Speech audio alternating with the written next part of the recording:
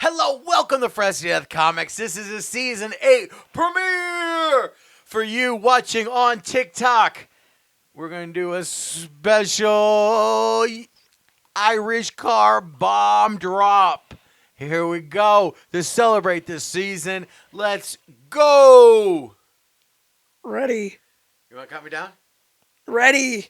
Set. Go. That's what I was afraid of. Can he do it before it curdles? Yes, he can. He is a champ. A lot more messier than I expected. Yeah. All right. After that interlude, it's Bry. He's high. And he got Guinness all over him. And Bailey's. All right. Hello, everyone. Welcome to Fresh Death Comics, the podcast. This is the show for your ears. So, yes, there will be no video content because this is made for your ears. So give your eyes a rest and just enjoy the wonderful show that is made for your ears. We have a lot to talk about. We have been gone for longer than I hoped. I wanted to give us a few weeks off, and I figured we'd come back for the Wade Boggs Challenge. I would talk about how I did it, and I was going to have all this video document of me hitting over 100 beers and me being able to do it. And guess what didn't happen? That. Exactly that. I think I made it to 10 beers and died. I thought it was 13. I don't remember, but like I want to blame Domino's. Oh, because yeah. I don't. Anyone who knows me, I went over to your a couple weeks before this. I went over to your friend Katie's house. Is it Katie? Who bought the house party we went to? Kathy. Went over to Kathy's house, and I was nervous because I don't know anybody here. So I bought a case of beer, and I was like, I'm just gonna drink this. This will get me through the night. And I got through it in a half hour. Yup. And I was like, oh, I can get through this. What the difference was is I hadn't eaten all day, and I ate Domino's pizza. Yup. I think Domino's made me sick because a couple weeks later, we were so hungry, and I'm like, I don't know what to order from Uber Eats because every time we order from Uber Eats, we have some kind of terrible thing happen. Like we order from Five Guys, and I ask for no mayonnaise, please, and they cover my burger in mayonnaise. Yup. And we order from Moe's, and I say, please, no cilantro on mine because I have that allergy where it makes it taste like soap. Yeah. What do? They just pour cilantro all over my taco. The latest adventure, we go to fucking KFC, and they tell us we no longer take orders. They cancel all orders to any of the drivers after a certain time. Yeah, after our poor DoorDasher had already gotten there. Yeah, our DoorDasher is there waiting. They go, oh yeah, just give us a few minutes. And then the DoorDasher goes to check in, and I go, oh no, we canceled that. We all cancel all orders after a certain time. And I'm like, that's garbage. Yeah, especially after they had clearly confirmed it. So, like, I'm trying to narrow it down, and I'm like, all right, we'll just choose Domino's. So we choose Domino's, and again, I get sick. So I don't know. Maybe there's something with Domino's. Maybe they changed some ingredients that does not do well with my body. But I got viciously sick, and it was the same sickness. So that's why I know it wasn't. So anyone who came to the Wade Boggs Challenge, I want to apologize. When I got sick, it was not the beer. I know you're expected to like, he drank that many beers. It was on him. No, it wasn't me, dudes. It was the Domino's. So pizza. In my heart, I'm like, maybe I need to try again. But I know your friends are going to be like, no, he gets one, and that's it. So I don't know what to do from here other than admit defeat, and this is what I get the rest of my life. The Wade Boggs Challenge, I'm like, all right, maybe we do a show. And then the worst thing of our whole entire lives happen. We get fucking COVID. And I've narrowed it down to two people we got it from. One person being from Fat Cat Comics, and another being a girl from physical therapy. Oh, you have not shared this theory with me? No, there's a girl at physical therapy. Like, she did, I don't know what sport, she is an athlete. of some sort for whatever school that John Bon Jones plays for next door. Union Endicott. Yeah, because she was like, "Oh, this is so easy. I just walked across the street." And her mom's like, "No, you didn't. You got Wendy's before time. I saw you." And she goes, "Oh, silly me." And she was sitting right next to me. And I was trying to choose tables that were not next to anybody, but like, Socially distanced. yeah, I was trying to, but like my physical therapist was like, "Oh, we're gonna put these two together because it's easier for me if they're right next to each other." Okay. Which is weird for me because like with my brain injury, bright lights hurt me, so I have sunglasses on. So here I am. You know, I think I'm this old man. And I have sunglasses on, and in this position I'm in, it looks like I'm just staring at this girl's butt. And I'm trying not to because I know that's the position of my eyes. So I have my eyes like I'm trying to focus my head differently, but I know my head because of the position has me in for this. So I'm just trying to not look and trying to do my own thing. But during this, she keeps on coughing and coughing. And they do this one exercise where they're trying to soothe her muscles because it's too stressed. And I looked over because I was trying to figure what the fuck was going on. And they're using, they were like, they had this stick and they were just going down her leg and she kept on laughing down it. Okay. And I don't know if her laughing was, her laughing. She's like, and just that lungs was just shouting through the air and it caught it, but we caught the COVID bug. We got the COVID. And that has knocked us on our ass. I have never felt so sick. And I've tried to do the thing. I've refrained from going places. I've tried to not go anywhere. We've remained it. But the weird thing is we've come to this place now where nobody cares. Yep. Like, we have doctor's appointments and we're like, "Hey, we have COVID." They're like, "And?" Like, nobody seems to care that we have COVID. Yeah, apparently. Now that masks are no longer required in a medical setting in New York State. Yeah, it's just a weird emphasis. And I'm like, so like my parents, I'm like, "I'm staying away from you guys."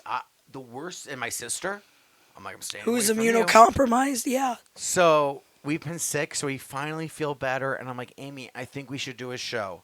So, of course, we've been doing the rundown. If you guys been watching that, thank you so much. We did the rundown. We start doing it. I'm like, "Amy, I think after the rundown this week, let's do an episode." So we start doing the Monday rundown. I have the headphones in. If you guys see those in, I have those in. And we're doing the rundown. I'm like, "Well, we'll do the rundown." I hear, and you guys listen to it's one of the week's episodes. You guys can hear it if there's any kind of dead air. I tried to kill as much as I could, but you guys can hear it. Kill it. Our board just decides not to work on Amy's channel. Yeah, that was fun. So Amy, I tried to reduce her talkingness. Turn down the Amy. I turned down the Amy, so it was only about the Brian. And I'm like, this is how we have to, like, order a new board. We'll figure it out. Yeah. And here we are now, like 10 weeks after where I initially wanted to be. And I feel awful. Yeah. Because it's been so much longer. There's so much I want to talk about. I know, and I know that we've definitely forgot about some things that we wanted to talk about. I know there's definitely some things we wanted to talk about that we haven't. And we're probably going to forget, but we're just going to do our best. I mean, there's a lot. I mean, like I said, we did the rundown. I am having a blast with that. Oh, yeah.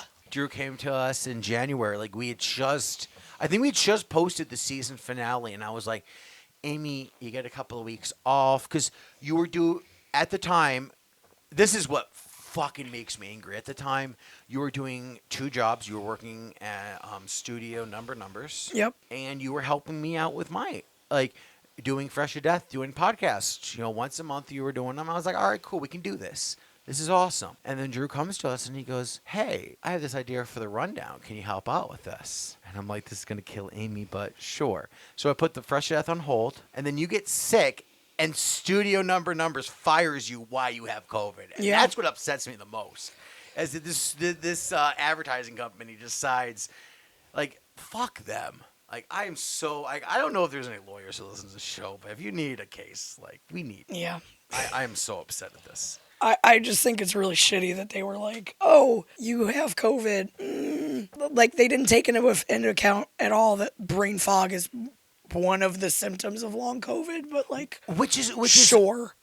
I didn't realize that was, and my mom, she works in the COVID thing, and I told her a couple weeks afterwards, like, because I was like, I must stay away. I don't even want to bring it up to you because I feel embarrassed I got it. I've gone this whole time without getting it, and I feel embarrassed that I got it now. Like, Yep. you know, and I'm like, we made it so far, and a foot away from the finish line, we tripped. I know, and I'm like, come on. And then my mom is saying like, oh yeah, you're gonna feel extra sleepy, and I'm like, really? Because if anybody knows me, I do not sleep. Oh my God, I have such a hard time sleeping, and here I am sleeping most of the day, and here you are, Amy, sleeping, and that is everything for you. You're just sleeping nonstop. Yep. And I didn't realize that was part of this, and this job doesn't care. They're like, oh, who cares? Like, so I don't know. I think you're gonna be better off without them. Like, they are the scum of the universe in my mind.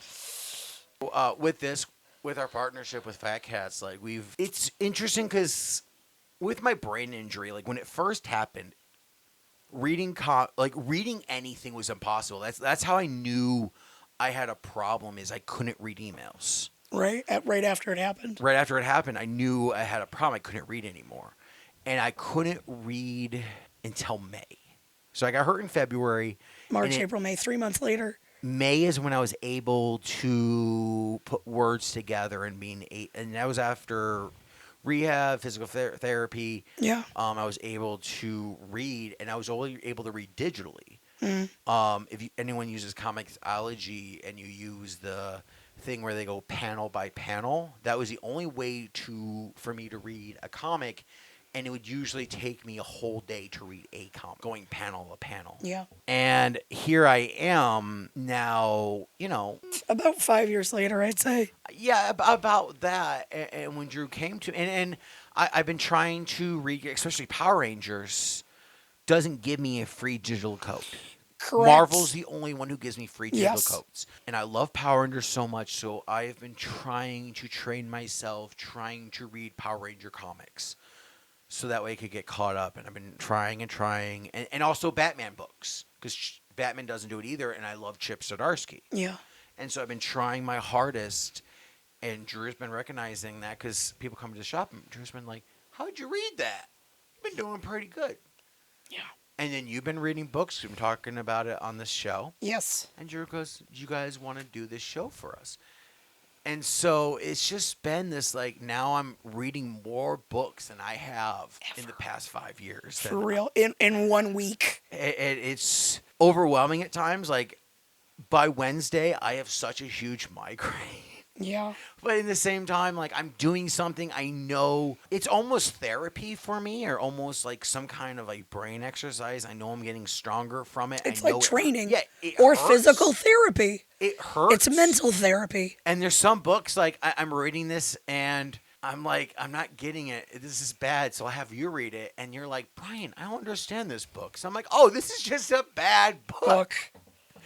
So that has definitely happened a couple of times. So I don't want to bash books on this show, but Amy, what is some of the books that you've been reading? What's a standout book? What is one of your favorite books you've been reading since this started? One of my favorites, and this will come as a surprise to you, absolutely no one, is the Scarlet Witch series that's out now. Oh, that new one that started? Yeah. Okay. And I want to share a fun fact with you. This new Scarlet Witch series features the debut of Darcy in the comics. Yes, Darcy from the MCU makes her debut in the Scarlet Witch series. And I thought that was one of the best parts of this book. It was just so great. We're not at the point yet where we actually know what's happened and what brought Darcy to Wanda, but... No, but I think that's one of the best things about this book is you were like, Brian, read this book. I'm really enjoying this. And I start reading this and I'm like, wait, who is this Darcy? And I'm like, is this Darcy? Kat Dennings? And you Yes. you know this is Kat Dennings.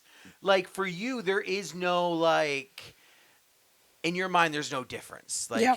Darcy is Kat Dennings. To me, I'm like, oh, they Created a I character don't know named Thor Darcy. that well. Like right now, I'm rereading Thor's. Like I am in issue like 100 of Journey into Mystery. Like I'm starting in. I wanted to start over again, especially with Ant-Man and Wasp, which we'll talk about in a little bit. Yes. But I wanted to start in fresh, so I didn't know if Darcy's been introduced or maybe it was one of Jane's assistants. Later on in life. But then you told me to read this book, and I started reading it, and I'm like, Amy, this is the first time Darcy's introduced. And you're like, is it? Because it's amazing. And you're just going off on this book.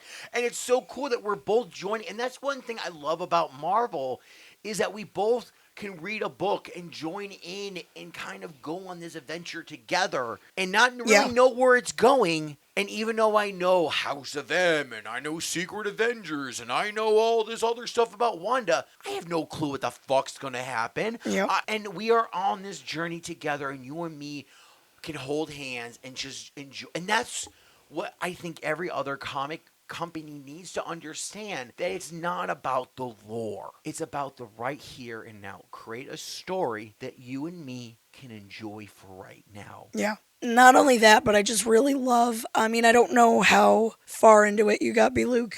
I think I got into the third issue. Yeah, that came out like a week or two ago, I think. And if you can't tell, this is a little bit past St. Patrick's Day. So that's why I did the Irish Car Bomb. So to kick it off. Yes.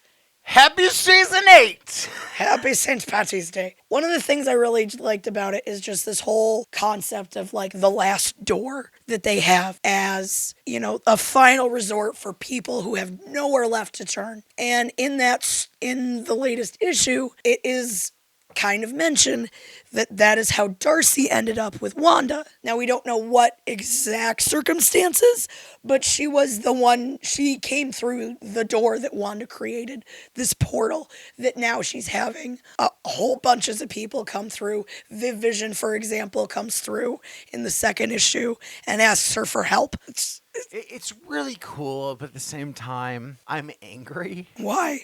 Because I wish it was real. And during any of the terrible things that have happened in my life, I was able to open a door and get some help instead of having. But maybe that's what makes me is that I dealt with it on my own. I didn't need anybody else's help. Maybe that's to make this different. But that's the people concept. Can't get it through it unless they had someone else. Well, this is like, it's presented as like, this is the last step. This is the last stop on this journey of like help, because the general sentiment that I got was like, when I first read it was, this is the last stop before like suicide, essentially. But it's become to mean more than that, like a last stop for, you know, you have literally no one else to turn to. Like one of the... Well, there was, in the book, I believe they talked about, Stephen Strange showed up, and they had talked about the House of M, and that she wanted to right her wrongs, in a sense. Because House of M, she can never, and I think that's interesting. House of M is over 20 years old at this point. Yes. Or it's going to be that old. And in comic book lore, that's even longer in a sense. Yeah. And she can never, ever undo that. She made one mistake, and that mistake will forever ruin her life. It's literally going to haunt her for the rest of her days. And no matter what she says, everyone will always bring it up. She is always I just think that's interesting, where she is trying so hard to redeem herself. To right her wrongs. And nothing is ever good enough. I think that's just an interesting concept to me. Because everybody's, you know, there's nothing stopping everyone else from going, hey, remember that time you did this terrible thing? And it's just like, great, I just saved like a burning building and like 400 people. I mean, it doesn't help when your dad's Magneto. No, it doesn't.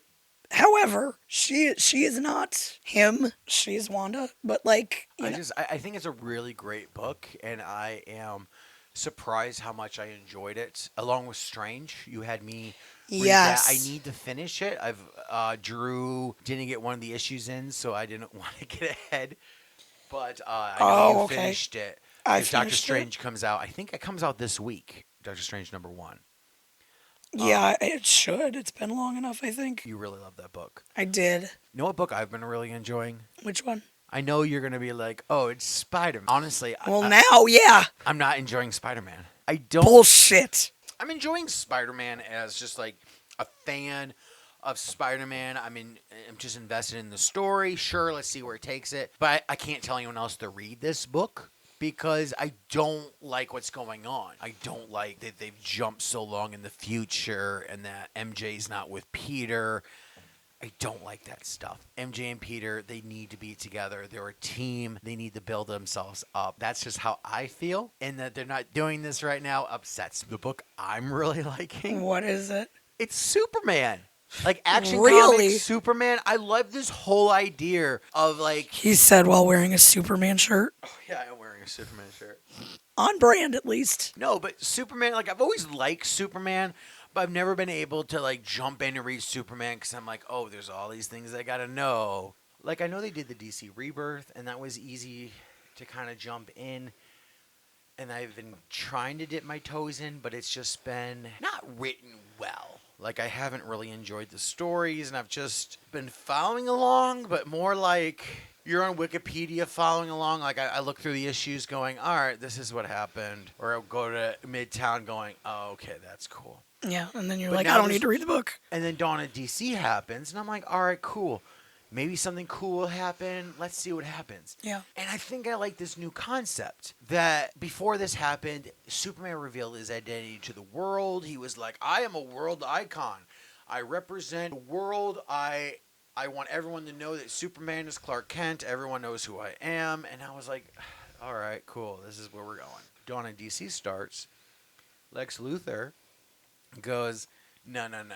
He makes this virus happen that goes across the world. Anyone who knows, like if Superman goes, hi, I'm Clark Kent, it makes you have a seizure and you kind of die. Okay. So certain people are allowed to know. I don't know how they've chosen it, but I kind of like this theory of like, Yes. they're trying to go back to the roots of Superman, and you can never go back to the roots of Superman, but they're trying their best. And like Superman is like, all right, cool.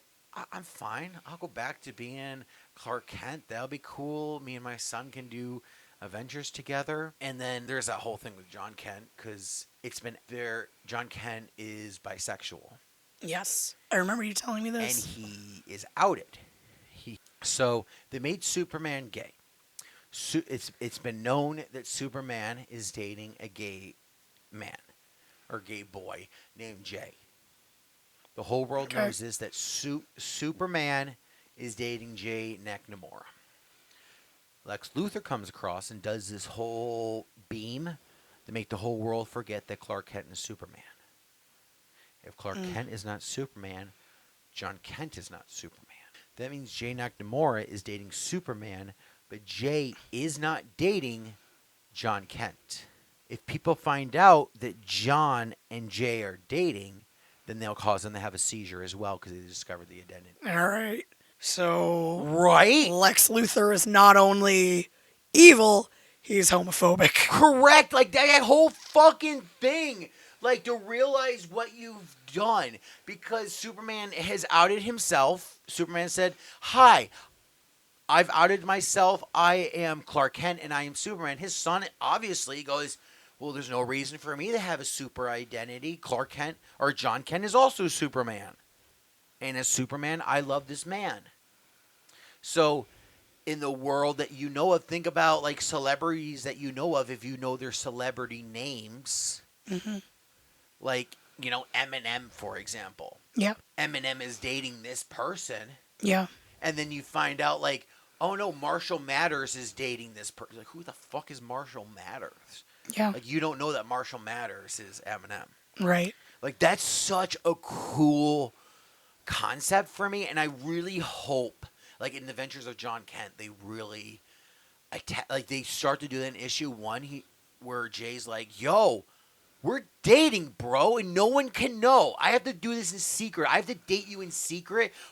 Why? And openly, I'm only allowed to date Superman, but now it's too dangerous for me to know who Superman is. I don't like this. Yeah. I don't like these secrets. I don't know. I just like the philosophy in this whole new Superman era. And it's really got me going, as you can see. It's interesting. I mean, I'll be honest, I didn't read I haven't read any of the Superman books that you're talking about. Which is hard because we are reading a lot of books. Dude, so many books. So many books. But and we're also seeing movies too. Like we have we saw Ant-Man and Quantumania. Yes. I have to say I'm seeing a lot of hate online about this movie. I really enjoyed it. I thought it was fine. I thought it was fine. I don't know if it's the best Marvel movie I've ever seen. No. But I enjoyed myself. I laughed. And really, in a movie nowadays where I'm paying money for a movie, you better entertain me. And that's what this movie did. I know there's a lot of yelling about, like, how come Michael Pena wasn't in the movie? Well, they were in the Quantum Verse. I would love for that to be the next movie. Him being like, yo, bro, like, you forget about me? We haven't seen each other in so many years. Like, me and Brian Jones, like, you guys have listened to episodes of me and Brian. He is one of my best friends. And I haven't seen him since October. Yeah. Like that, like, think about how many adventures he's had, how many adventures I've had, and I haven't seen him since then. That's frustrating. And he's one of my best friends. Yeah, you got in a fight with somebody. Yeah, he wasn't even there for it. Nope. Yeah, I did get in a fight. Man stole money from me. Somebody's gonna get punched. That's just the way it is. But no, it's just life goes on, and unfortunately, like, especially when you have a family, your family does take priority over your friends. So when he goes down to the Quantum Verse, I mean, it wasn't his decision, but his family takes priority. So I enjoyed Quantumania for what it is. I mean, it's a Marvel movie. If you want an Oscar movie, then you watch an Oscar movie. And that was my hope, is also we were going to talk about Oscar movies before they were Oscar movies. But, you know, work was also having you work from morning into midnight. So as part of the season premiere, we also want to talk about the Oscars. And we were waiting for the Oscar reveals. And then we were like, we didn't see any of these movies. So we tried watching them all. And we only watched a few of them. And it turned out that was enough. Yep. You really only had to watch... like 4 movies. Yeah, like you didn't have to watch the Fabelmans at all because they didn't win anything. Yep. What was the point of them being there? Like, that's a fucking disgrace. Because it's Steven Spielberg. Yeah, but... to get that picture with Key and what's-her-face from Temple of Doom and Steven Spielberg, that was why. I love that Everything Everywhere All at Once won Best Picture. And And 3 of the major 4 acting awards. they won, like, Best Director, Best Screenplay. They won... Best Supporting Actress. went the Key. Best Supporting Actor. Yeah, and Jamie Lee Curtis. For Best Supporting Actress. Which, do you know she's getting a lot of flack on that? You have mentioned that to me, yeah. People are upset that Angela Bassett didn't win. And at one point, I'm like, when it comes to the Oscars and you give it to... It became a thing like, oh, you give it to somebody who may not get it another year, kind of. Correct? Is that kind of what you give the Best Picture to? Like, this picture is one of their best pictures ever made. They may never get this opportunity again if they are an older actor. So this is their chance at winning an Oscar. Yeah, but I feel like that's also selling Angela Bassett short, honestly. Because that's what I was always told. You had Silence of the Lambs boy over there. What's his name? Anthony Hopkins. Oh, yeah. He Up won against over Chadwick. Chadwick. And that upset me. Like, why didn't Chadwick, especially for his performance, was way better than Anthony. Yeah. Like, Chadwick's performance, Ma Rainey's Black Bottom, he was terrific in that. The fact it was based on a play, so it was more character driven. And it was there wasn't many characters in that story. So it was completely character driven. And Chadwick acted his fucking ass off in that movie. Yeah, it was terrific. And especially of the times of everything going on and he didn't win upset me. So then I went, all right, cool. We're giving it based on actors of this time. Because Black Panther is not a good movie. Black Panther 2, Wakanda, Wakanda Forever, Forever. is not good. It's mediocre at best. I think it is mid-range. There's no reason to really watch it. Namor is Oh, you just hated okay. Namor. Namor's just okay. I think of Namor as the ocean white supremacist. He's the Donald Trump of the sea. He thinks that he deserves everything that's up and below. Everything's destined to him. It belongs to him. Like, that's who I think Namor is. So when I see him in the comics as this, he kind of looks like a grown-up elf because he has the ears. So he almost looks like Santa's like main elf. He's got like aerodynamic ears for swimming. And that's how I've always pictured Namor. Is this like elitist? He thinks he's better than him. That's why like he goes after Sue Richards because he's like, I'm the best, and Reed Richards is the smartest man on earth, so I'll take the smartest man on earth's girl because I can, because I'm the best. He's a pompous asshole, and I never got that with this Namor. This Namor here was more free-willed, like he was just trying to make. He was too good, in my mind. You think they made him too good in this scenario? They made him too good, and he was like, I'm just trying to make my people live. Like, we're just trying to survive. And that's not Namor. Namor is conniving. He is a ruler. He is a king. He will do everything in his power to remain king. He's the opposite of Aquaman in the fact that Aquaman is like, I'm here for the people. Namor is like, no.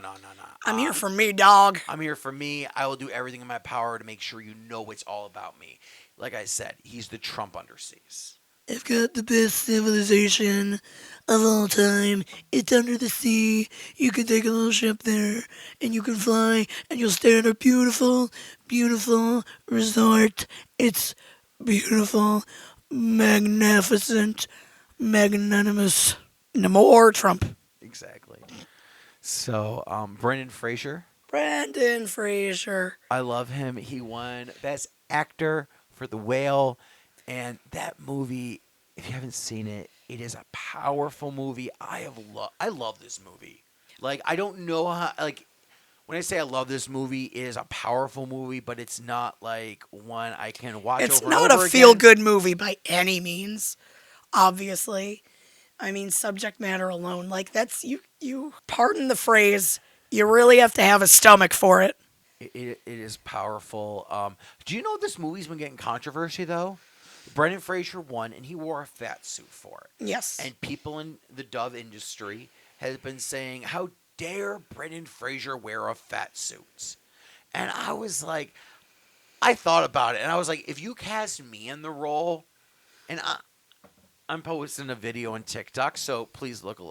I got myself a belly. I'm a fatty. If I was going to play the role of Charlie, you bet your ass I would still want a fat suit.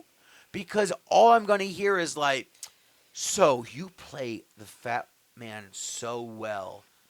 How was it trying to move like that? How did you get the energy to pull up on that ball? Like, all your questions would be about how fat you are, not about like what it took to be that person. Or like, what did you tap into for XYZ scene? Because once It's not about the skill, it's about you, how you look, and not the emotion that you're bringing to the part and the heart. and let's be honest, Brendan Fraser in the world of Hollywood is the Whale. Yeah. Now, I mean, When you have let's people just like- rewind for a second. It's what, 1996, and you and I have both seen George of the Jungle plenty of times. And I'll be honest, I keep telling you I want to rewatch The Mummy all the time, and you're like, I don't know. You know why? I have it on Blu-ray upstairs. The reason why I want to watch. I'll watch The Mummy with you. Don't say that. Listen, have we watched it yet? Let's do it. Let's watch it. Okay. Again, The Mummy is one of those comfort movies for me because it was just on pay-per-view all the time. See, it was too scary. Like, it was a movie you had to be ready for because Tommy and Kay were too scared to watch it. I'm going to withhold my comments because I want to make a point All here. right, make a point. George of the Jungle, The Mummy, Dudley Do-Right. I'm sorry, not sorry for saying this, but that man was my sexual awakening. Let's just call it like it is. I was very attracted to Brendan Fraser. So Brendan Fraser will always have a special place in my heart. Now, after he kind of faded from the limelight after a period of time, we come to find out poor Brendan Fraser has been affected by Me Too. It's heartbreaking. It's heartbreaking. And if those of you are not familiar with this, one of the members of, I believe it's the Golden Globes or the Associated Press, Yeah, someone in the Golden someone Globes. in the Golden I Globes. think it's. I don't want to call it out because I'm not sure exactly who. I'm not Some- sure who, and fuck you for whoever that you are. Brendan Fraser is a gem, and I'm so sorry for what happened to him. He was sexually assaulted by this man, and that is also why in the award season he did not attend the Golden Globes. Which is the only award he didn't win. Right? Which, in his mind, like he's fine with. I don't need to win this award. Like I'm good. He's got an Oscar. He doesn't need it. But why we're giving all this context is because Brendan Fraser did gain. If you look at his George of the Jungle days, the Mummy days, he did put on some weight between then and now. That's undeniable. However, he come to find out he did that as like a protective barrier for himself so that he wouldn't be assaulted, that he wouldn't be, continue to be a victim in his own life. So he kind of just removed that element. And now he's and back to your point of why is he wearing a fat suit? He's uncomfortable about his own weight. That's something that he's still coming to terms with. He's still getting comfortable with. And also, as a fat person, as a person that identifies as being overweight, it's sensitive. And however you talk about your body, it is only okay for you. Like, I'm not going to push on anybody else how they should, somebody over a certain weight on the scale shouldn't have to think of themselves as like, oh, I'm too fat, like I'm a disgusting human being because of this number on the scale or whatever. Well, part of the research was like no one is Charlie's weight and age. I was pretty damn close before I had the surgery. Yeah. I was around his weight, and it was hard to move. Like I was still doing things. I like it was a tax. I was still doing it, and I've realized since I've lost the weight, the fat suit doesn't matter because once you're heavy, you know what it means to go reach up and grab the bar to lift yourself up. Mm-hmm. That acting there.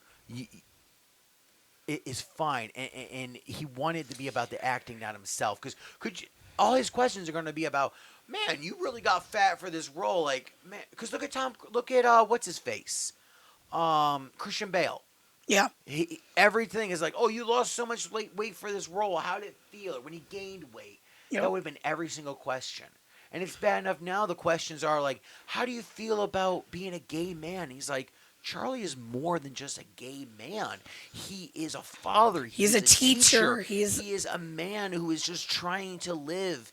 And it's just like I know we talked about a human being weight. that's a human being that's even grappling with his own mortality. Anyone who's overweight and trying to lose weight and you've put yourself on a diet, there's those moments where you're just like, somebody says something, like you've been trying really hard and someone says something to you of like, man, have you ever lost weight, or is this the heaviest you've been? You'll be like, this is the skinniest I've been. Yeah. Or they say something that sets you off and you do this binge eating and and there's a scene in the movie where this happens to Yeah. Charlie and he just starts binge eating and you can see Brendan Fraser and he's just like, Piling 2 pieces of pizza right on But top of each other. his face when he's doing it, I don't know how to describe it, but like I don't see acting there. Yeah. It's almost like he's having a flashback of what happened to him. And as someone who's been through that, I looked at that and I was like, wow, I know what this scene is. I get this scene. I get it. I understand it. And even though like to me like, oh, he wasn't acting there, he was having a flashback himself. Yeah. It helped me in the scene. And like to understand that the whale only takes place in his apartment. Right, because this is another instance of Academy Award winning film being based on a play, which again, very character driven. I also really want to bring up the fact that when we first started watching The Whale, there were a couple times that you and I kept looking at each other and being like, is this in the right aspect ratio? Because it's in a 4:3, essentially. I know that's not the exact ratio, but it's basically 4:3. Yeah, and I thought like, oh, because that was the ratio of our old TVs. That Correct. was the ratio of some of our DVD. We watched some old DVDs that we Yeah. have, and when I bought DVDs, I wanted a full screen because that was going to be the future. Yeah. And I've regretted that, and that was what this whole movie was. So when I was trying to find out, I was like, man, I can't find a good copy of this, Amy. I don't know what's going on. And we did some research. Search and come to find out that Darren Aronofsky planned it that way. But I just want to talk about why, because I feel like that really contributed to the overall feel of the film as well. And you and I both looked at each other and we were like, we know exactly why he picked this. Wait, it's not until he gets the wheelchair that I realize it. Yeah. And that's because if it were to be in widescreen, the 4:3 aspect ratio limits the side of the frame instead of a standard widescreen frame. It just compresses the whole feel. It makes the film feel claustrophobic almost. But that's because he's purposely framing some of these shots so that Charlie is taking up 3/4 of the frame or whatever He's taking up the whole entire frame. to just further contribute to like Charlie's life and to get the feeling of like, yeah, Charlie's living every day like he's taking up the most room in his apartment or in this scene. And I just thought that was some brilliant filmmaking. But also, if you ever look at anybody else in the film, they are always done far away, so they always look very small in comparison. Yes. So they don't look big. They always look normal size. Quote unquote normal, yeah. You know what I mean? Normal, like they look, like you. And I think that's Socially acceptable, if you will. Yeah, but Brendan Fraser is always a close up. It's always right on him, and I think it's. But yeah, he deserved that award. I think he. Honestly, and that's the thing is like I know that he's getting hate about it. You know what? You Fuck can't them. make everybody. Fuck them. Whatever your reasoning is, just look at what he did with that script. I felt so much for this man. After everything he's been through, like imagine the questions. How fat were you, man? How great was it to be? Because also like Charlie had to be fat, so was he going to gain more weight for the film? Like I like that they went over and beyond because when there's a certain because my dad was that weight, and it is hard. My dad fell outside once. He went to go get the mail, and he was wearing clogs out in a snowstorm. It was all snow outside. He went to go.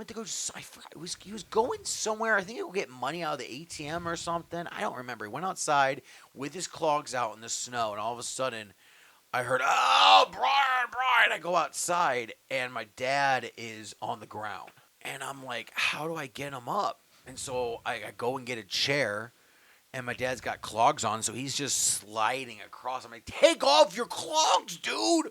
And so I'm calling my mom. I'm like, I can't get him up because...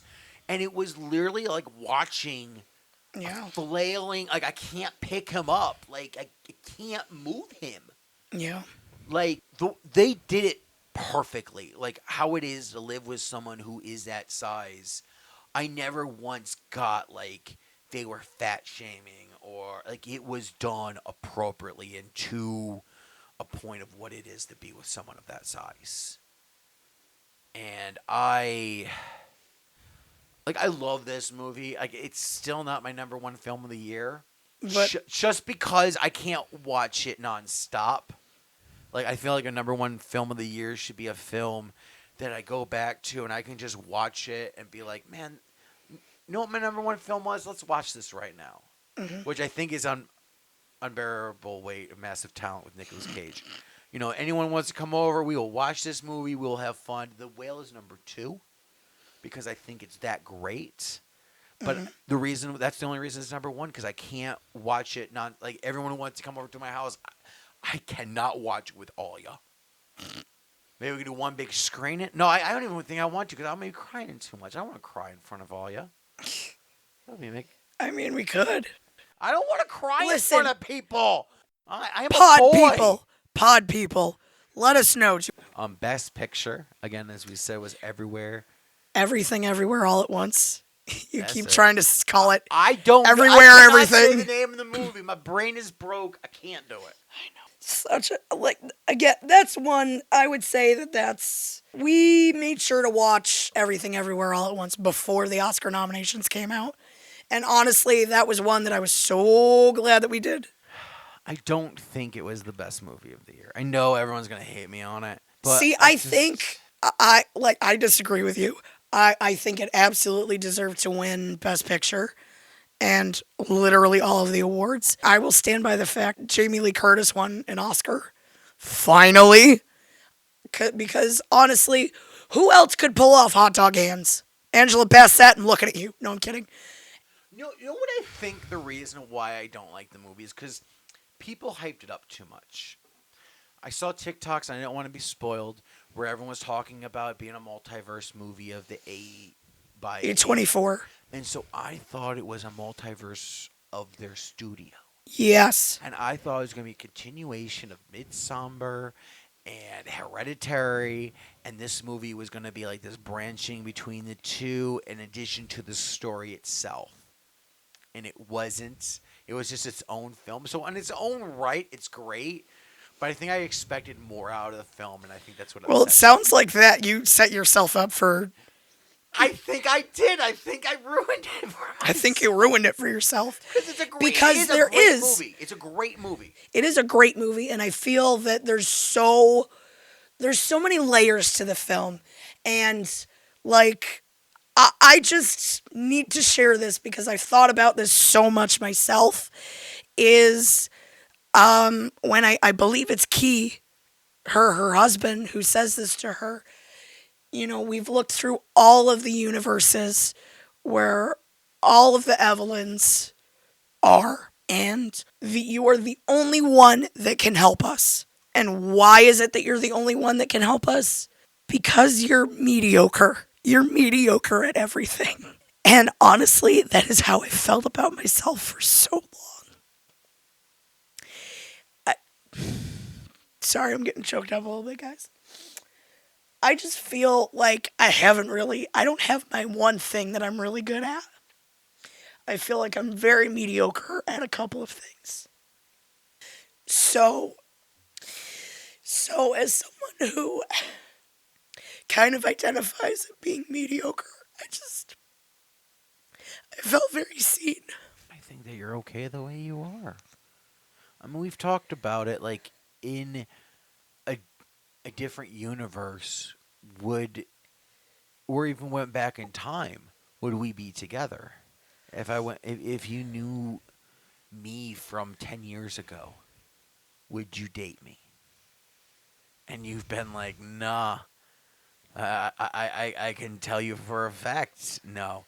You would have been rolled up in your Jesus gear, being like, who wants to go to church with me on Sunday? And you would have been like, nah, I'm good, bro. You wouldn't have thought about me for a second. And I think the same would have been said about you. Yeah. We had to find our time. So everything is for a reason. I think it's cool. Like I said, I really do like the movie. I need to see it again now that I know that it's not anything to do with Hereditary or Midsommar. Yeah, now that you have more of an idea of what you're getting into. And I mean, who's to say that, like, maybe this was, like, step one in A24's grand plan of, like, maybe a multiverse is multiverse type movie with their previous productions is something that might be coming up down the line. I wouldn't rule that out. at all. I mean, look at all of the fantastic films that have come out of A24. Like you said, Hereditary, Midsummer. There's so many others. The Whale. Yeah, The Whale, A24. This was a clean sweep for A24. Yeah, they I think they won for the studio with the most awards this year. Yeah. Like they did like a clean sweep. Like they won the most of all studios this year. Yep. Which, I mean, if you've been Pretty following, fucking baller. if you've been following for a while, you know why. Like they take chances. They aren't a studio's like, oh, we are the studio. We want to step in. They literally let their creators tell a story, and they're like, we're with you. This is the story you want to tell. We're with you with what you want to say. Like Midsomber. Like when you get into that movie, you can't get like once they get up into the hills and they get drinking that juice. Yup. Like you're stuck in that movie with them, and you are in a wild ride. Yes, after that line, you and I both laughed our asses off. What are you guys doing? We're smoking resin. We're just like, why are you so gung-ho about this? Which is funny because like when I watched the movie, I watched that movie in theaters. Was it with Hans? It was with Hans. Shout out Hans. We watched the movie with Hans, and like when I watched it, I was like, "Whoa, they're doing hard drugs! Wow!" Like I had no clue what it meant. And then when I watched it with you, and like, yo, they're smoking resin. I'm like, gross. Why are they smoking resin? Like, there's a total different disconnect now, and I'm just like, nah, man, that doesn't sound fun at all. Like, I would rather do anything else. That doesn't sound nice. Yeah. After It's just once you get past that line, the rest of the movie is great. I know that's the one line. That's the one. All right, there's one last thing before we go. There was a video game that was released. Like, there's a lot of stuff that happened. There was a video game we wanted to talk about because I think it's interesting of where I stand on it. The Harry Potter Hogwarts Academy was released this week or this month. Sales have come in. It's now projected to be one of the highest grossing games of the year. It's huge, and it hasn't even reached. It's only on the new gens. It's not on the PlayStation or Xbox yet. That I have the PlayStation 4, the Xbox One. Yeah. And then it's supposed to be on the Switch later this year, like later this summer. And the sales are already as high as it is. Yeah. So people love this game, but there's a huge backlash because of JK and her anti-trans things, and she's been doubling down so hard. Like just yesterday, I saw a thing about how she's called trans people the Death Eaters. That's what Death Eaters are trans people. Okay, no. Because she herself described Death Eaters as a physical form of the physical embodiment of depression. That they literally suck all of the joy out of you, and that is how she felt when she had depression and she was taking care of her kid and was on welfare and blah, blah, blah. I distinctly remember her saying that, so her going back and rewriting her own history there is bullshit. So you think she's just doing this now for the views, or like I don't know, and honestly, I don't care. Because J.K. Rowling is trash. Throw her out of the show, Dan Fogler. Wink. And Daniel Radcliffe has spoken out. I don't actually know about Dan Fogler. I just assume because he's like us. That Daniel Radcliffe spoke out against J.K. Rowling. He said, no, this is not what we believe. Like, as like everybody who is involved in the films, we don't agree with that. Because it's so weird, because when I grew up, like when I was a child, Harry Potter was just coming up. Everyone was reading the books, and the movie was, I think, just being talked about. Okay. And the libraries wanted the books, or the school libraries wanted the Harry Potter books in there, and we were doing bans because there's spells in the books. So I have been always on this thing. I have a question for you. Yes. Was your family part of the people that signed the petitions against Harry Potter in schools? Yes, they were. Harry Potter is about witchcraft.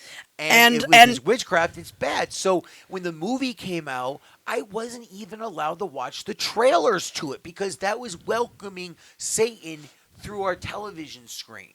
So, like, remember when the commercial began, this winter, dun, dun, dun, dun, dun. When I heard that, I knew I had to Just turn. hearing Hedwig's theme was like a chill down your spine. Yeah, that was Satan coming for you. So Little did you know that was just J.K. Rowling announcing her presence. So I have always thought that like Harry Potter is evil, and as I've gotten older, like I've had Oh yeah, what are your sister's cats named? yeah, my sister's cat. So as I gotten older, my very first girlfriend, she was very much in the Harry Potter, and all the Oswego people who were in the Harry Potter were like, no, Harry Potter is no different than anything else. They're just like, it's like a parallel universe, except instead of superpowers, they all have magical powers. And I was like, parallel universes, you say? Well, I can get into parallel universes. I like those. And so I was able to kind of latch on. Rewrite your own rules. And then we've come to meeting you, and you've been a big Harry Potter fan, and you had me watch all the movies. And I get Listen, you were curious. You wanted to watch I them. did, and I was like, all right, cool. I'm into Harry Potter. I've watched them all. And then JK's like, I hate don't the like trans people. And I'm like, I can't win. I think I like this series. And yes, there are Harry Potter is not. It's not perfect by any means. Like, because it exists, I think there's fun things about it. But if you want me to fight with other franchises, there's so many better franchises that I could fight you. And that's fine. Like Like- to each your own. This is why I feel But I feel like if I want to fight you on like, oh, it's just Star Wars in disguise, isn't that just gatekeeping? yeah. So why can't we all celebrate the same thing? So that's what I wanted to do with you with Harry Potter. But then that came out, and the more research I do, I'm like, I can't win because I don't. Because ever since we haven't talked about this on the show, we went to my parents' house. And they've been giving us things that were mine, and they refused. They are in the process of selling their home. And so they've decided, like, oh, we should get rid of these things. And some of my things, like my Hanukkah stuff, they didn't want to give me. You know, because you rejected the Lord. But it wasn't like I rejected the Lord. It was more like I rejected This is what your mother told me. I know, but it's more like I rejected what this version of the Lord is, this hateful version that just hates everybody and everything. I just can't figure out life anymore, I think. That's 'Cause the why I've more- just stopped trying to figure it out, honestly. Because the more I get older, the more people are like, hey, you shouldn't be with this person. And I'm like, why? And they're like, because of this. And I'm like, because they don't know the Lord. And I'm like, well, last time I knew someone who knew the Lord, they put me in a homeless shelter. Oh, yeah. So that worked out well. Maybe I should find someone who emphasizes what Jesus talks about and shows it, rather like instead of just talks about it, does it. Isn't that better? Like If you're asking me, yes. like we But- recently watched Dragon Ball Z. Who's a better superhero? Goku never says like, "Hey guys, I'm the best in the universe." He's like, "Hey, I'm gonna fight. I'm gonna do this." Meanwhile, Hercules like, "Look at me, everybody. I'm the best." You mean Mr. Satan? Yeah, him. That's kind of what I think about like this whole Christianity thing. Christians want to be Mr. Christians nowadays are Mr. Satan, Hercule, where they are this brand of like, we are Christians. Look at us. We're the greatest Christians in the world. Look at us. Meanwhile, the real Christians are Gokus who are going around really helping people, who are doing things for people and are like, hey, I'm here just to help. I mean, that's been my feelings all along, as you and I have talked about many times and are continuing to discuss. You and I didn't really grow up exactly the same. I grew up Catholic, and really only started religious education because I started asking questions at school. Come to find out, my mom was like, "You were asking some questions about stuff." And I remember back in the elementary school days, I just wanted to get out of class because everybody else was, they like walked over to one of the local churches on Wednesdays or whatever. And then they came back like 40 minutes late to lunch. I just wanted to, be 40 minutes late to class so I didn't have to do it. And that was the reason why I started religious education. And I guess I'm more, like Pentecostal, more Amish more than anything else. Like I'm Amish with the technology. You have shown me somebody who has a TikTok channel who has been posting videos about, growing up. You grew up Amish when. Oh, the Yoder guy. Yeah. Oh, Yoder numbers. Yeah. I haven't found one. He's delightful. And I mean, you show me some of these, and I'm like, wow, this is exactly what I've experienced or what you've experienced. So that's why I'm watching it going, man, I'm just modern day Amish, especially like these worldly music. Like I wasn't. If it wasn't You guys were talking about the Prince today. about the Prince, it's just Prince. Yes, like Brian doesn't. Let me tell you something. Luke has never listened to the Beatles except for the one time we got really high on mushrooms, and I made him listen to it, and he was so confused. But that's because Brian's dad was like a trigger for him. So you never grew up with any of the music that was paramount to my growing up. My parents were like into what is now considered classic rock, Pink Floyd, Led Zeppelin, Rolling Stones, for example. And it wasn't until this, like last year, that you had even heard a song by Pink Floyd, and you referred to it as the Cash Register song. Oh, that's my favorite song is the Cash Register. I know, but like, so things that are vital to my upbringing, you just never even heard of. No, I didn't even know that the Led Zeppelins were like a whole band. Yes, and not only that, but that Robert Plant wrote several songs about Lord of the Rings. I totally lied to a girl once. I was trying to impress her, and for Record Store Day, there was from Robert Plant's, and I was like, "Oh, there's from Robert Plant's," and she's like, "You love Robert Plant?" I was like, "Oh yeah, he's one of my favorites." And she was like, "I know you love Robert Plant," and then she was talking conversation wise, and so she was like, "What do you think of Pink Floyd?" I was like, "I've never listened to Pink Floyd," and she was like, "What?" Then she kind of stopped talking to me. They do that song about loving that girl. That's because that's the music my dad listened to. But my dad, he lived a very on-Christian life. He found Jesus, and so I would like to not end the show on a sour note of this. So it just came across the news just the other day.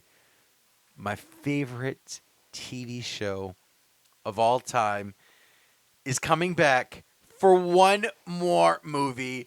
Mr. Monk and the Last Case. Adrian Monk is back. Tony Shalhoub is reprising his role in his Emmy-winning performance. I'm excited. Amy, I had you rewatch, I watched for the first time. Amy, I had you watch for the first time Monk because I love it. Like my family, we have watched Monk probably twice every year, I think, growing up.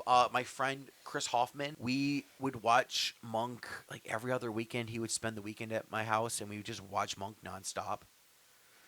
Like, there was a joke once where we were just watching Monk. We all fell asleep on the couch, and I forgot what it was. I think Katie was on the couch, and Chris was on the floor, and Katie's arm fell, and Chris's arm was on.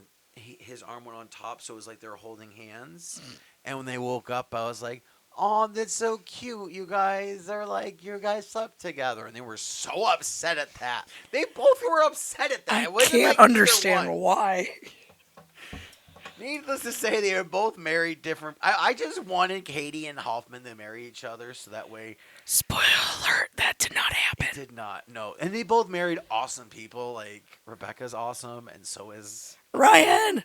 I wouldn't want it differently, but at the same time, like, when you're a teenage youth, like, this is the life, like watching Monk. So, I don't know. I want to have a Monk marathon again. It would be great. But I am excited Monk's back. Amy, what are thoughts? I mean, you're like the ambassador to Monk, so regardless of what I think, I'm going to be watching the movie. I know. Are you as excited as me? Are you just like, okay, cool? I'm probably like 10% excited as you, but that's because you're off into the outer space. I know. My first response was, hey, I've already done a list of my top 10 episodes, my top worst episodes, essential episodes. Like, we could do all kinds of things with this. Yeah. Like, We have enough content to post about Monk probably once per month until the premiere. I don't want to say I'm the super fan, but like, He is a super fan. I think it's a tie for me and Chris. When we went to college, we would text each other like information each night. Like when they like, hey, did you see this episode? I think the worst text message he ever sent, Chris Hoffman ever sent me, was when Monk's first therapist died. Charles That was sad. died. It was so heartbroken. He was like, yo, Monk's therapist just died. No, not Dr. Kroger. And and I know it doesn't, like, when people watch the episode, like if you binge it and you watch it, it's whatever that first episode when he meets the new therapist Hector Elizondo. Yeah, and you guys don't think anything of it, but as a Monk fan, like, it's perfect because nobody was comfortable with this. Like, it was only a few months, I feel like, after the passing. Like, it happened real fast, and nobody was, like, I remember feeling, like, he sat there, and I'm like, I know he's supposed to replace him. I don't like him. But the poor man had died. He can't come back I and know. reprise his role. But we wanted it that way. We wanted That's them not how to it works. find a clue. Like, I wanted, like, and so that's why I like that episode so much, because it dealt with real life grief of, like, what we want. We want our Dr. Kroger back. We want our therapist. No, your therapist has died. Like, life goes on. Life continues. You have to figure out a way to continue with it. And that's what I've always liked about Monk. Is like, you've got to figure out, like, life sucks, deal with it. Yeah, I mean, look at how long he tried to just stop his life because Trudy. Yeah. And so there's so many episodes rewatching it, and I'm like, I get new things every time out of it. So I'm so excited for Monk. It is, I don't even know, I don't have the words to express how excited I am. I saw that it's going to be the new cast. I say new cast 'cause I saw a thing that was like, oh, the original cast is returning, and I saw who it was, and I was like, oh, it's not the original cast, because the original cast had Sharona. Sharona's not in it. It's Natalie who's going to be in it. So Is Randy going to be in it? Randy's going to be in it. So Then Sharona should be in it. that is true. Sharona should be in it. Just saying. That's a good point. Somebody, yo, Tony, hi, buddy. Listen, Shona needs Friend to of be the in show, it. Tony Shalhoub. I love you, man. And with that, 2 car bombs in. Chug, chug, chug. You can do it. You can do it. You can do it. Tinkle test. Tinkle test. All right, you pass. And with that, with 2 car bombs, a Coors Light. With 2 car bombs, 2 joints. 2.5. 2.5 joints, 2 car bombs, a Coors Light, and a hot dog bong concludes the season 8 premiere.